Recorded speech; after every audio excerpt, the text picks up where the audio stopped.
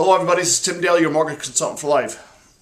This is the asset portion of how to get a mortgage in our brief series at a very high level on how to get a mortgage, because we all know mortgages in this environment can be very, very difficult.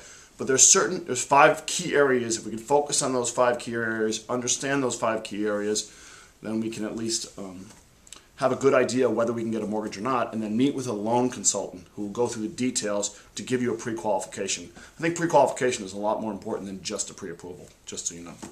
Okay, so let's get on to assets.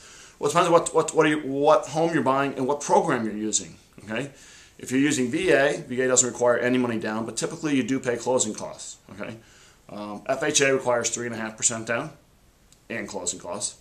There are some rural housing programs out there that are available in non-city areas, in rural areas, which have 0% down, but typically you do pay closing costs. And also your conventionals require anywhere from 5% down or more.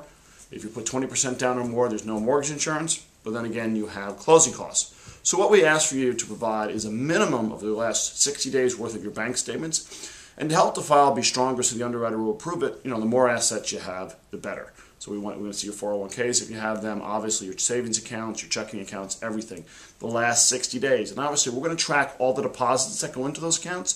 So make sure that they're your standard deposits that are coming from your standard income. When you have a lot of large deposits coming from other places and it's not from your standard income, because remember, the income's got to be your income. I mean, the assets have got to be your assets. So the underwriter is going to want to question those. So anytime you're giving us a statement, and there's large deposits, we're going to ask a letter of explanation of where that money came from, if it's obviously not from your paychecks. Very, very important to keep in mind. But anyway, assets, the last 2 months of your bank statements at a minimum, and the amount of assets you're going to need is depending on how much house you buy and what loan program you decide to go under. This has been Tim Daly, your mortgage consultant for life, with the video series of how to get a mortgage focusing on assets.